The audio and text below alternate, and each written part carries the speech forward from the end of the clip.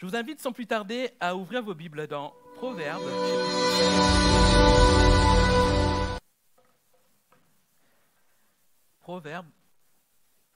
chapitre 16, verset 7.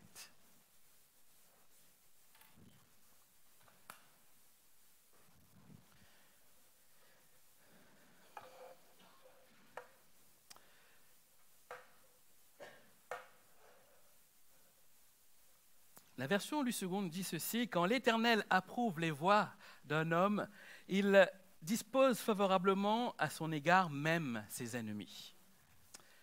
J'aime bien aussi la version Semeur qui dit: quand la conduite d'un homme est agréable à l'Éternel, il lui concilie même ses ennemis. Amen. Prions le Seigneur. Jésus, merci pour ta parole. Je te prie de faire de moi cet instrument, Seigneur, ce matin, pour que ta parole puisse pénétrer les cœurs. Seigneur, c'est toi qui convaincs par ton esprit et c'est toi qui agis. Je te prie vraiment que, Seigneur, ce message que tu as déposé sur mon cœur soit un message vraiment inspiré de toi. Seigneur, que ton esprit, Seigneur Jésus, me remplisse, que ton esprit nous guide encore au travers de ces moments, Seigneur, afin que ta parole puisse être semée et porter du fruit en chacun de nous. À toi seul la gloire. Amen. Qui connaît ce texte? Oui. Beaucoup connaissent ce texte-là. Et ce texte-là, on le connaît très bien quand on l'utilise mal. Souvent, on le sort lorsqu'on a des projets et qu'on décide, on espère que les projets iront bien. En fait, on se dit, de toute façon, quand l'Éternel est favorable aux voies d'un homme, il dispose même ses ennemis. Donc, il n'y a rien à craindre. Tout va bien se passer. Et on le sort un peu, pardonnez-moi l'expression, comme une formule magique. On dit, on va le sortir. Et si on le sort, à tout coup, Dieu va agir et en notre faveur. Mais lorsqu'on lit ce texte, on oublie vraiment l'essence de ce texte parce que ce texte nous dit quand l'Éternel approuve les voies d'un homme, il dispose ses ennemis. Ça veut dire que pour que derrière Dieu puisse agir favorablement à nos requêtes, à nos prières, il faut tout d'abord que Dieu approuve nos voies. Vous êtes d'accord avec moi? Il faut que Dieu approuve nos voies. Et lorsqu'on fait une demande à Dieu, lorsqu'on prie le Seigneur, est-ce que nous sommes conscients ou est-ce que nous sommes au clair avec Dieu par rapport à ce que nous faisons, par rapport à nos voies? Est-ce que lorsque je vais faire une prière à Dieu, mes voies sont en accord avec Dieu? C'est une bonne question et c'est une question que nous devons nous poser avant de réclamer quoi que ce soit à Dieu, parce que ce texte est clair. Lorsque Dieu approuve quelqu'un, derrière tout lui réussit, même ses ennemis vont se ranger à ses côtés. Quand il est question de voie dans ce texte, le voie dans le texte original, le texte hébreu, veut dire le voyage, le cours de la vie, la direction. Et lorsque souvent on se met devant Dieu et qu'on recherche la volonté de Dieu, on ne recherche pas la volonté de Dieu sur tout le voyage de notre vie, tout le cours de notre vie, mais pour un instant T. Et souvent, cet instant T correspond à ce qui se passe dans notre vie. Et souvent, ça arrive lorsque on cherche à savoir la volonté de Dieu par rapport au choix du conjoint. C'est un instant T. Bien sûr qu'il y aura une répercussion sur toute notre vie. Mais c'est des choix comme ça qu'on prend à un instant T. Mais pourtant, Dieu nous appelle à vraiment chercher sa volonté afin que nos voies tout au long de notre vie puissent lui convenir. Pas seulement à un moment donné de notre vie, pas seulement lorsque nous devons prendre les grandes et belles décisions, orientations de notre vie. Et ce texte nous appelle à vraiment nous remettre en question en nous disant, maintenant, est-ce que mes voies, pas seulement à l'instant T, mais est-ce que mes voies que je choisis de suivre sont en accord avec Dieu? Nous sommes, sans vous le rappeler, début de l'année, nous sommes en janvier, et il y en a qui souhaitent la nouvelle année encore jusqu'à mars, mais nous sommes en janvier dans ce processus de résolution. D'autres vont choisir de faire du sport, d'arrêter de faire ceci, de continuer à faire cela, d'arrêter l'addiction, quoi que ce soit. Est-ce que nous pouvons prendre comme résolution ce matin en disant, Seigneur, j'aimerais que mes voies te soient favorables, afin que cette année 2024 soit marquée de victoire en victoire, parce que j'étais agréable à tes yeux. C'est une décision. C'est un engagement que nous devons prendre. Cela veut dire que nous devons être constants dans notre marche, recherchant constamment à faire la volonté de Dieu, à plaire à Dieu, Et lorsqu'on recherche à plaire à Dieu constamment, tout le long de notre vie, alors, naturellement, sa volonté va en découdre, va arriver naturellement. Et cela ne veut pas dire que parce que nous avons de bonnes raisons pour demander à Dieu quelque chose, que Dieu va approuver derrière. Et on en voit l'exemple dans la Bible par rapport à deux rois. Le premier roi s'appelle Saül, le deuxième roi s'appelle David. Saül, lorsque, à un moment donné de sa vie, Saül et David se sont mis à rechercher la volonté de Dieu par rapport à un temps précis. On voit le premier exemple de Saül dans 1 Samuel 13, versets 7 à 15. Saül est à Gilgal face aux Philistins. Et Samuel tarde à venir. Seul Samuel pouvait offrir un sacrifice et rechercher la volonté de Dieu, consulter Dieu par rapport à une victoire, par rapport à un combat, etc. Et Samuel tarde à venir. Et Saül, qu'est-ce qu'il fait? Il va offrir le sacrifice. Qu'est-ce qu'on apprend?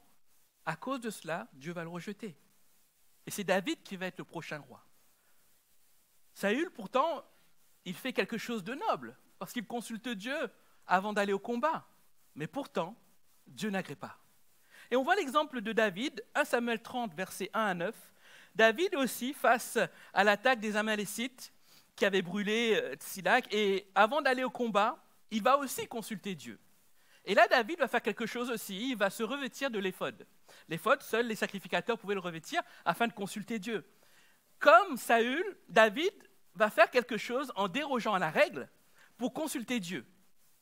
Et ce qu'on voit dans l'exemple de David, Dieu va lui répondre favorablement.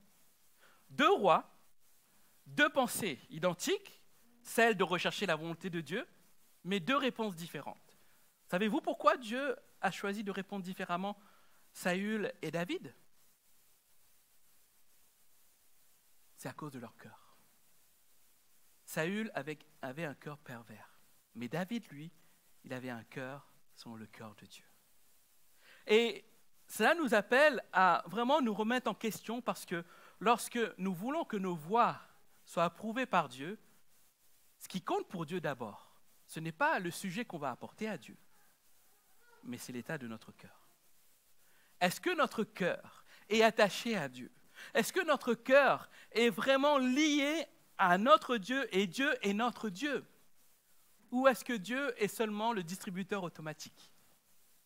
Celui vers lequel on va se tourner pour recevoir quelque chose. Et peut-être c'était l'état d'esprit de Saül. Je dis peut-être parce que je n'étais pas là à cette époque, hein, j'ai que 40 ans. Mais peut-être que Saül, pour lui, Dieu était seulement celui qui devait répondre. Mais pour David, lui, Dieu, c'était son Dieu. Et ça a changé la donne.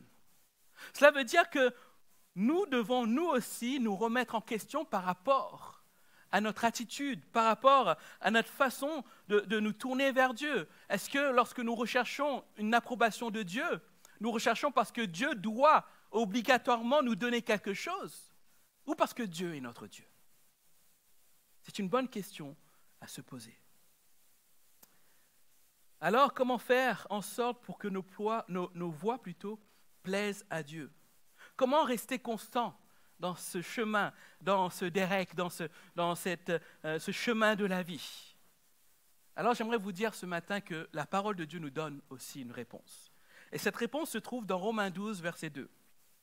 Il est dit ceci dans la version seconde: « Ne vous conformez pas au monde présent, mais soyez transformés par le renouvellement de l'intelligence, afin que vous discerniez quelle est la volonté de Dieu, ce qui est bon, agréable et parfait. » Comment être constant, comment être approuvé par Dieu?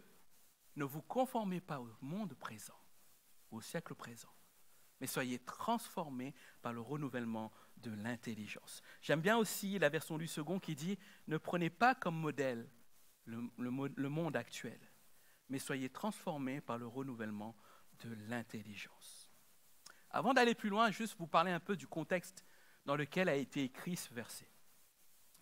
Paul découvre une église naissante à Rome. L'église de Rome est née, on ne sait pas qui est à l'origine, qui est allé à Rome pour pouvoir évangéliser, que les premiers chrétiens puissent naître. Mais il hérite plutôt d'une église avec deux différentes populations, les Juifs convertis et les païens convertis. Et il voit que dans ces deux populations, il n'y a pas de mélange. Il y a des églises juives messianiques, il y a des églises issues du paganisme, des personnes qui n'ont jamais connu le monde judaïque. Et ce qui se passe, c'est que ces deux communautés sont venues à la fois avec un bagage, avec un arrière-plan, avec des traditions, avec des coutumes, et ont essayé de mélanger tout cela à la foi chrétienne nouvellement arrivée dans leur cœur. Et Paul va se mettre à dénoncer cela. Il va remettre les bases doctrinales et du chapitre 1 au chapitre 11 de Romains, il va revenir sur les bases de la foi. Et au chapitre 12, il va leur dire ceci. Maintenant que vous savez tout cela, vous qui avez voulu ramener des choses pour essayer de mélanger avec la foi, moi je vous dis aujourd'hui, ne vous conformez pas, mais soyez transformés. Transformés par le renouvellement de l'intelligence. Est-ce que Paul a dû vivre à cette époque? Nous le vivons aussi aujourd'hui. Nous ne sommes pas tous juifs issus du monde judaïque. La majorité d'entre nous, nous sommes des personnes issues soit de culture catholique, soit aucune foi. On est arrivé, on a connu le Seigneur et on avance. Mais ce qu'on oublie, c'est qu'en arrivant à la foi, il n'y a pas un filtre, il n'y a pas un anti-spam qui se passe et tout notre héritage du passé part dans la volée. Elle reste. C'est à nous d'identifier cela et de dire que ça n'a rien à voir avec notre foi. Il ne faut pas de mélange autre que ce que la parole de Dieu nous enseigne. Et c'est pour ça que ce texte nous dit « Ne vous conformez pas. Ne vous conformez pas et soyez transformés. » Et c'est les deux points que j'aimerais voir avec vous ce matin. Ne vous conformez pas. Si nous voulons que nos voies soient approuvées par Dieu, il ne faut pas rester dans un schéma. Et c'est ce que veut dire le mot « conformer » dans le texte original, c'est « schemai », qui veut dire « schéma ». Et Paul dit « ne soyez pas dans un schéma ». Il s'adresse aux Juifs en leur disant « ne soyez plus dans ce schéma judaïque ». Soyez transformés par le renouvellement de l'intelligence.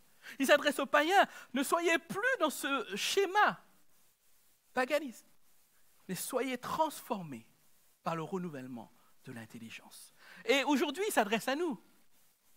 Ne soyons pas dans un schéma qui nous éloigne de Dieu, mais soyons transformés par le renouvellement de l'intelligence. On est en train de préparer avec les prédicateurs toute une série sur les pratiques, sur les traditions qu'on a importées dans notre foi. Et on va en parler. Il y a des habitudes, des paroles, des mots qu'on dit, des choses qu'on fait naturellement, mais qui sont juste des héritages, juste des traditions en fait, qui n'ont rien à voir avec les Écritures. Mais parce qu'au fil des années, on s'est accommodé de cela, mais on a mis au même rang que les Écritures. Et c'est cela le problème, c'est cela qu'il faut dénoncer en fait. Et quand il dit « ne vous conformez pas au monde actuel », il est en train de parler de son monde, mais de son monde-là, à son époque, il était confronté aussi aux fausses doctrines. Il était confronté aux divisions. Il était confronté aussi à des modes, parce que Rome était la capitale de l'Empire, et c'était le carrefour aussi de toutes les civilisations. C'était un peu le Paris de notre époque, en fait. Un carrefour de civilisations avec des cultures différentes qui se rencontrent. Et des fois, il y a des effets de mode. Et les effets de mode, parfois, ternissent notre foi. Et Paul voulait que les chrétiens de Rome puissent prendre en considération cela. Le monde actuel dans lequel vous vivez, il y a plein de mélanges de cultures, de traditions. Attention, ne vous conformez pas à ce monde-là, si vous voulez rester dans les voies de Dieu. Aujourd'hui, notre monde est vraiment axé sur pas mal de civilisations, de cultures. Il y a des cultures qui nous viennent d'Amérique, il y a des cultures même qui nous viennent de Corée plutôt, avec la K-pop. Hein? Bon, je ne connais pas la K-pop personnellement, mais c'est des cultures, c'est des modes qui arrivent. Mais ce qu'on peut constater aussi, c'est qu'il y a des modes qui arrivent, qui partent et qui reviennent. Je ne sais pas si vous le constatez. Je ne suis pas assez vieux pour le dire, mais je ne suis pas assez jeune pour ne pas le dire. On voit, j'ai vu à mon époque des choses qui reviennent ici. Et peut-être les personnes plus âgées que moi peuvent me dire, mais c'est la même chose. Il y a des modes qui sont cycliques. Mais dans ces modes cycliques, comment nous devons nous conformer en tant que chrétiens? Mais c'est être non conforme. La parole de Dieu nous appelle à être non conforme. Est-ce que vous êtes prêts à être non conforme? Est-ce que vous voulez être prêts à être chamboulés? Et quand on parle de non-conformité, et dans ce texte qui dit être non-conforme, c'est tout ce qui est externe, c'est tout ce qui est visible, tout ce qu'on va paraître, tout notre langage, tout notre gestuel, toute notre attitude, c'est tout ça. C'est tout ce que dénonce Paul. Il dit, mais attention, attention, attention. Vous êtes nés de nouveau, vous êtes des enfants de Dieu. Il ne faut pas que tout cela rentre dans un schéma qui corresponde au monde actuel. Attention. Attention. Et c'est ce qu'il disait. Cela veut dire que lorsqu'on parle de schéma, c'est que Dieu, lorsqu'il œuvre dans une personne, il œuvre non seulement dans le cœur de la personne, mais aussi dans tout le reste, dans tout son corps, dans tout ce qui se passe en lui. Et c'est cela qui va déterminer aussi le fait que nous allons donner un bon ou un mauvais témoignage. Et en tant que disciples, j'aimerais juste vous rappeler que nous ne progressons pas dans une bulle qui nous rend imperméables à tous ces effets de mode, etc. On ne peut pas se dire « Oh, c'est bon, je suis sauvé, rien ne peut m'arriver ». Je dis tout à l'heure, on n'a pas un anti-spam, mais on n'a pas non plus une bulle autour de nous. Donc nous devons veiller à cela, veiller à faire en sorte que nos voix ne soient pas conformes au monde, mais soient plutôt conformes à Dieu. Et cela, c'est une décision personnelle. Parce que si nous nous attachons à ce qui est du monde, c'est nous attacher aussi à ce qui est de l'homme en fait. Et on sait que l'homme est faillible, mais Dieu, lui, est infaillible. Alors, vaut mieux s'attacher à Dieu ou à l'homme? Vaut mieux s'attacher à Dieu. Dieu, lui, ne change pas. Dieu agit. Il y a ce texte d'1 Pierre 1, versets 24 à 25, qui dit « Car toute chair est comme l'herbe, et toute sa gloire comme la fleur de l'herbe. L'herbe sèche, la fleur tombe, mais la parole du Seigneur demeure éternellement. » Alors ce texte nous emmène aussi à nous dire, mais comment être non conforme? Parce que si on ne s'attache pas à la conformité du monde, mais dans quelle conformité devons-nous être? J'ai dit Dieu, oui. Mais qu'est-ce que nous laisse Dieu pour que nous puissions aussi demeurer conformes à lui? C'est sa parole. Et le texte nous dit bien ceci, la parole du Seigneur demeure éternellement. Et il y a un exemple des Écritures qui m'a souvent interpellé dans les Actes, c'est les Juifs de Bérée. Vous vous souvenez, les Juifs de Bérée? Les Juifs de Bérée, la parole de Dieu nous dit qu'ils examinaient chaque jour les Écritures pour voir si ce qui leur était dit était vrai. Les Juifs de Bérée nous donnent aussi un exemple aussi à suivre pour se dire que si nous voulons être non conformes, la parole de Dieu doit être notre base. La parole de Dieu doit être notre modèle. Et quel exemple nous laissent les Juifs de Bérée? Premier exemple, c'est que la parole de Dieu était leur fondement. Pourquoi on peut dire cela? Parce qu'ils étaient proches des Écritures. C'est pour ça que c'était naturel pour eux d'examiner les Écritures. Si nous ne sommes pas proches des Écritures, on ne peut pas examiner les Écritures. Examiner les Écritures, ce n'est pas simplement faire une recherche sur Google en disant « mais est-ce que ce que le pasteur a dit est vrai ?» Bon, il y a Google maintenant, il y a l'intelligence artificielle. C'est tellement pratique l'intelligence artificielle. Vous savez, j'ai essayé de faire une prédication. Rassurez-vous, ce n'est pas cette prédication, d'accord? J'ai essayé de faire une prédication avec OpenAI et j'ai donné un thème. J'ai dit, fais-moi une prédication par rapport à ce thème. Ah, il m'a fait une prédication. Mais ce qui manquait à cette prédication, c'est la vie. Il a cité des textes. Il a cité des exemples, etc. Pour le lire tel quel. Mais quand je l'ai lu, il manquait la vie, en fait.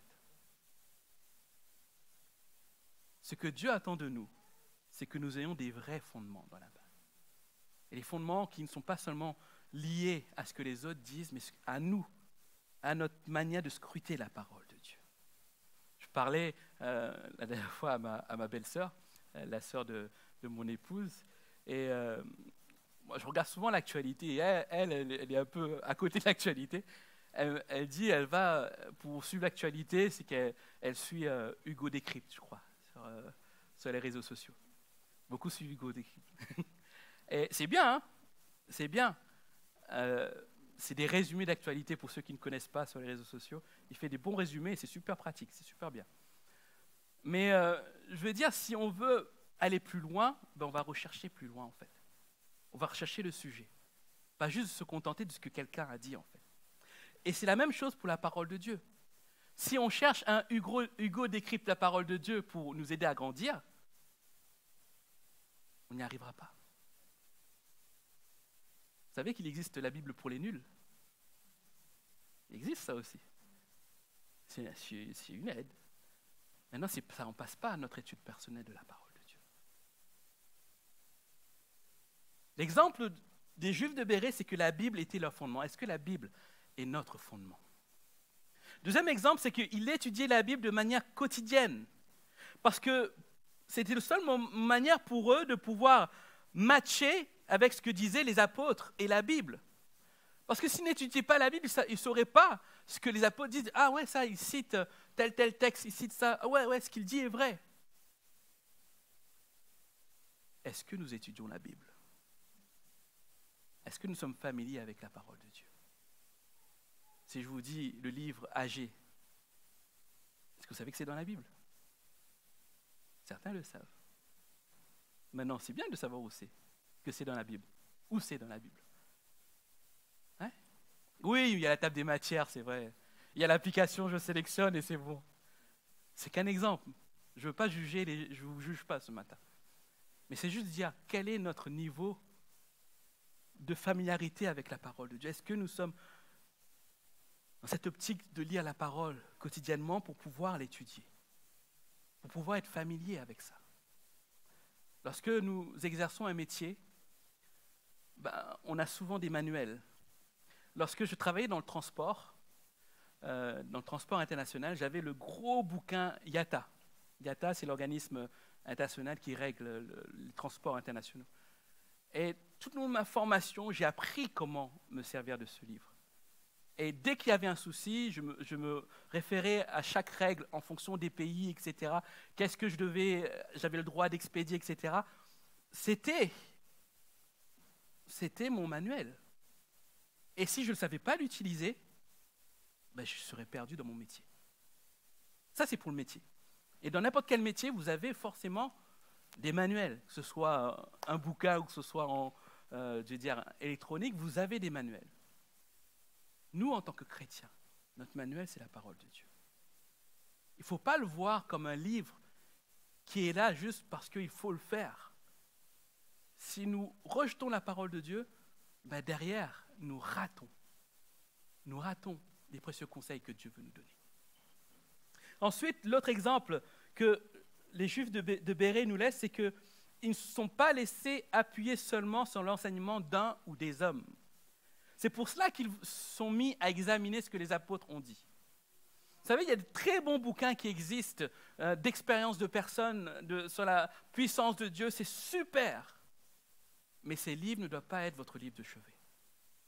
Vous ne pouvez pas construire votre foi seulement sur l'expérience des autres. Vous devez construire votre foi sur la parole de Dieu. Si la parole de Dieu n'est pas un livre que vous lisez, alors vous ratez quelque chose. Alors vous allez vous appuyer plus sur la parole des hommes et non sur la parole de Dieu. Parce qu'aujourd'hui, je suis sur l'estrade, je suis en train de vous parler, peut-être que je vous dis des bêtises. Hein? Est-ce qu'il y en a qui vérifient? Ah, rassurez-vous, j'essaie de ne pas vous dire des bêtises. Mais c'est important pour nous. Important de ne pas nous appuyer seulement sur l'enseignement d'un ou des hommes, mais sur la parole de Dieu. Vous savez, j'ai fait ce constat avec le confinement, c'est que beaucoup de chrétiens étaient perfusés de manière vitale aux églises. Parce que c'est seulement à l'église qu'ils priaient, c'est seulement à l'église qu'ils entendaient la parole de Dieu, c'est seulement à l'église qu'ils avaient une communion avec Dieu. Alors qu'il y a eu le confinement, il n'y a plus eu d'église. Qu'est-ce qu'ils ont fait? Cette perfusion vitale a été coupée. beaucoup de chrétiens ne sont plus revenus dans les églises. Beaucoup, malheureusement. Parce que leur base, leur fondement était seulement lié aux hommes. Parce que si vous venez là et que c'est seulement votre moment pour passer du temps avec Dieu, c'est que vous êtes lié seulement aux hommes en fait. Vous comprenez? Dieu avant toute chose. Bien sûr, il faut se rencontrer, se faire du bien. La communion fraternelle, c'est bien. Mais ce n'est pas que ça. C'est d'abord ce qu'on vit personnellement. Le dernier enseignement que va nous laisser les Juifs de Bérée, c'est que plus nous sommes proches de la parole de Dieu, et plus Dieu se révèle à nous. Au verset 10, il est dit qu'ils reçurent la parole avec beaucoup d'empressement. Alors il est vital pour nous, si nous voulons être non conformes, ne pas se conformer au siècle présent, ben, il faut se conformer à la parole de Dieu. Et la parole de Dieu est notre outil au quotidien. Moi, je vous encourage, c'est bien d'avoir des applications. Moi-même, j'ai des applications, je suis très connecté. J'ai ma tablette, j'ai mon téléphone, j'ai mon PC, tous les sujets. J'étudie les prédications avec un logiciel qui s'appelle Logos, avec plus de 5000 livres dans ce logiciel. Donc, je suis hyper connecté, si vous voulez savoir. Mais j'ai aussi ma Bible papier.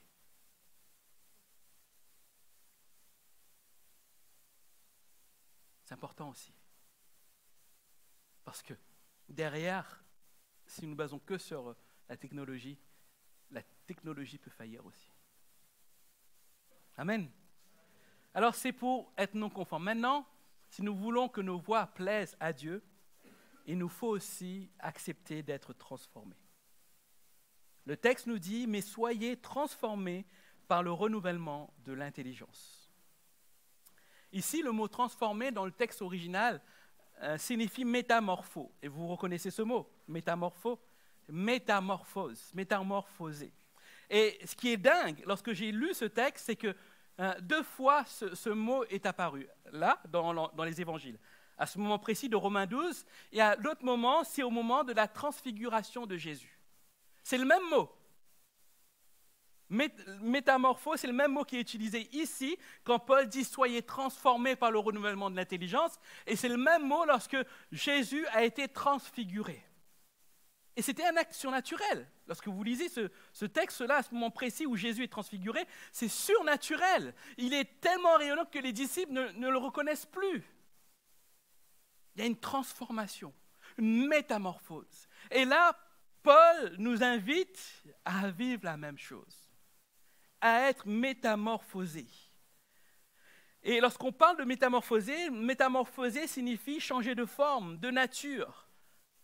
La chose ou la personne n'est plus reconnaissable. Et c'est tellement vrai, des fois, lorsque une personne s'approche de Dieu. Avant, elle était comme cela, et quand elle rencontre le Seigneur, elle est complètement métamorphosée, transformée. D'ailleurs, c'est les personnes, c'est son entourage qui dit, mais tu n'es plus la même personne. Tu as été changé, tu es métamorphosé. Et ça, c'est l'œuvre du Saint-Esprit. Mais ça ne s'arrête pas là, bien-aimés. La phase de métamorphose, elle a lieu toute notre vie. Et c'est aussi une phase qu'on appelle la sanctification. Plus on va laisser le Seigneur nous métamorphoser, et plus on va être à sa ressemblance. Et plus on va être à sa ressemblance, et plus on va abandonner des choses qui nous éloignent de lui. Le péché, les convoitises, les addictions. C'est un choix, c'est une décision. Soyez métamorphosés. Il ne dit pas comme ça, Dieu à coup sûr va vous métamorphoser. Soyez, ça veut dire qu'il y a une action personnelle. Dieu nous demande de faire cette action, de vouloir, de saisir cette opportunité d'être métamorphosé. Et cette transformation de notre esprit est accomplie à travers une vie de renouvellement de l'esprit aussi. La métamorphose se produit lorsque nous recherchons une intimité profonde et vraie avec Dieu, au travers de la prière, au travers de l'étude de sa parole. Est-ce que nous avons cette intimité avec Dieu? Vous savez, c'est comme un couple. Plus le couple va avoir de communion ensemble, plus ils vont se connaître. Et plus ils vont se connaître, et plus ils vont éviter de fâcher l'autre. C'est ça l'essence d'un couple, n'est-ce pas? Sauf si vraiment vous avez envie de fâcher l'autre. Si vous savez que l'autre n'aime pas le chocolat, Vous n'allez pas prendre du chocolat pour manger devant lui et dire, vas-y, il n'y a que ça. Il n'y a que ça. Débrouille-toi, il n'y a que ça. Ce n'est pas vouloir la paix dans le couple, n'est-ce pas? Mais si vous savez que l'autre aime la vanille, vous allez dire, ben moi j'aime le chocolat, mais je sais que tu aimes la vanille, j'ai acheté de la vanille. Vous comprenez?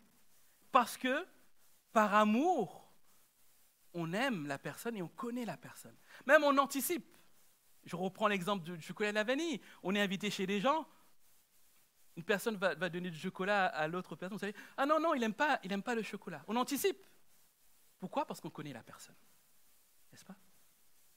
Et dans notre relation avec Dieu, ça doit être la même chose. On doit même anticiper derrière. Non pas par obligation, non pas parce qu'il y a une loi qui nous oblige, mais par amour de notre Dieu. Par amour de notre Dieu, de dire, non, ça c'est pas pour moi. Parce que j'aime mon Dieu. Je ne veux pas le blesser. Parce que chaque fois que nous péchons, nous blessons le Seigneur.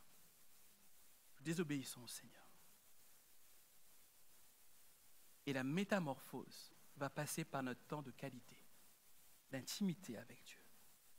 Et si nous refaisons cela, ben nous refusons aussi cette opportunité au Saint-Esprit d'œuvrer puissamment en nous. Et comme je l'ai dit, cette transformation, cette métamorphose ne se passe pas en un instant T de notre vie, mais c'est un processus qui dure toute notre vie, comme la sanctification. Paul disait dans 2 Corinthiens 3, 18, « Nous tous qui, le visage découvert, contemplons comme dans un miroir la gloire du Seigneur, nous sommes transformés en la même image, de gloire en gloire, comme par le Seigneur, l'Esprit. » Est-ce que nous voulons être transformés, transfigurés en la même image, de gloire en gloire, comme par le Seigneur, l'Esprit? C'est notre défi pour 2024, bien-aimés. Je dis notre défi parce que c'est mon défi personnel aussi. Je ne veux pas être celui qui donne des leçons. Je veux être celui qui est avec vous aussi, en disant, on va y arriver ensemble. Certes, nous pouvons être soumis à la convoitise, aux convoitises du monde, mais si nous décidons d'être non conformes, si nous acceptons d'être métamorphosés, alors Dieu va approuver nos voies. Alors rien ne pourra nous résister. Nous serons pile poil dans la volonté de Dieu. Mais si nous refusons cela, nous allons encore nous prendre des murs. Nous allons encore faire des erreurs. Mais ce qui est fou et ce qui est formidable avec notre Dieu, c'est que même si nous faisons des erreurs, il nous aime quand même. Même si nous faisons des erreurs, il est prêt à nous pardonner. Mais par amour pour lui, est-ce qu'on peut éviter de faire des erreurs? C'est le défi que j'aimerais vous lancer en ce début d'année. C'est de dire, Seigneur, je choisis aujourd'hui de refuser la conformité. Je choisis de refuser la conformité à ce monde, mais je veux être conforme à toi, Seigneur. Je choisis, Seigneur, de me laisser transformer, métamorphoser, Seigneur, afin de coller pile poil dans ta volonté, Jésus. C'est une décision personnelle. Je ne peux pas la prendre pour vous. Dieu ne peut pas la prendre pour vous. C'est entre vous et lui. Mais si vous voulez que cette année soit une année de bénédiction, c'est un choix que vous devez prendre aujourd'hui. On ne sait pas ce que cette année nous réserve. On ne sait pas les défis qui sont devant nous. On ne sait pas les choix, les décisions que nous devons en prendre, qui peuvent être vitales pour notre vie. Ne passons pas devant les bonnes décisions en se disant « je rejette ça », mais en disant « je veux être approuvé de Dieu ». Et pour être approuvé de Dieu, voilà, ne pas être conforme et vouloir se laisser métamorphoser. Amen. Est-ce qu'on peut fermer nos yeux?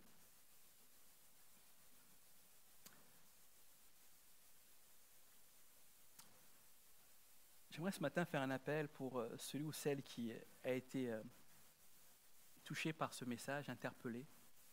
Et juste de ta place, je ne demanderai pas de venir devant, juste de ta place, comme un acte de foi, juste te lever en disant au Seigneur, pas à moi, au Seigneur, je choisis de tout faire pour être non conforme cette année, non conforme à ce monde. Je choisis, Seigneur, de me laisser transformer, métamorphoser pour être à ton image.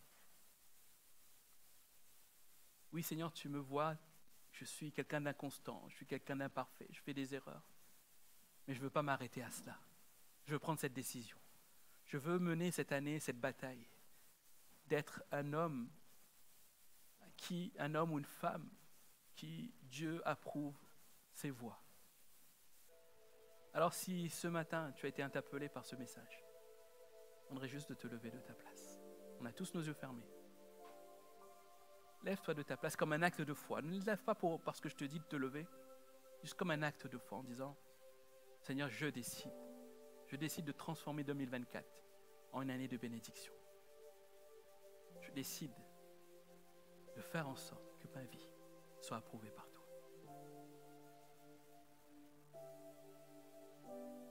Si vous avez été interpellé, levez-vous de votre place.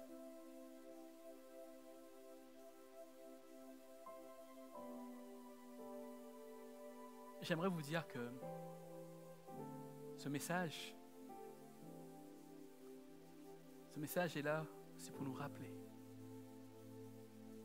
l'importance de lâcher prise aussi. Lâcher prise sur notre intelligence, sur ce en quoi on croit, qui sont là, durs comme fer. Et parfois, en étant non conforme, Dieu nous fait passer par des chemins qui nous font peur. Des chemins où on ne se sent pas habitué. Des chemins où notre orgueil en prend un coup. Mais si on choisit d'être non conforme au monde et être conforme à Dieu, alors vous faites le bon choix. Pour ça, il faut lâcher prise. Lâcher prise peut-être sur une volonté de faire justice, une volonté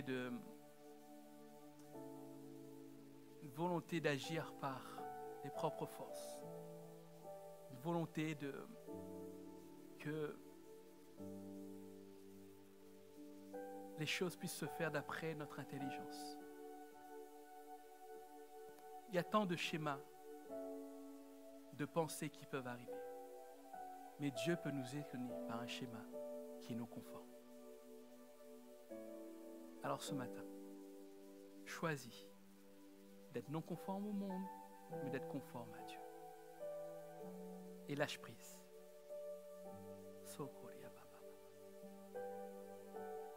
Seigneur, je te prie, Jésus, pour toutes ces personnes qui se sont levées. Je te remercie pour le travail que tu opères dans leur cœur. Merci, Jésus, pour l'action de ton esprit. Je te prie, Seigneur, pour qu'il y ait, Seigneur, un réveil dans chaque cœur. Une volonté, Seigneur, de te plaire, de faire en sorte que leur voix, Seigneur, soit approuvée par toi.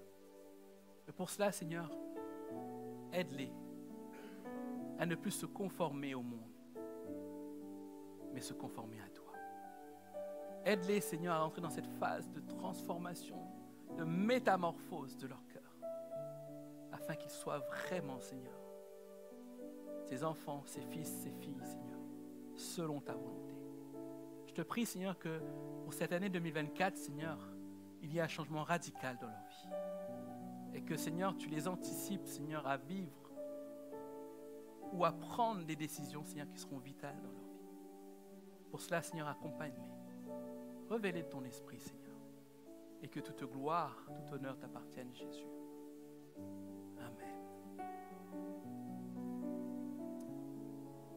Amen. Amen.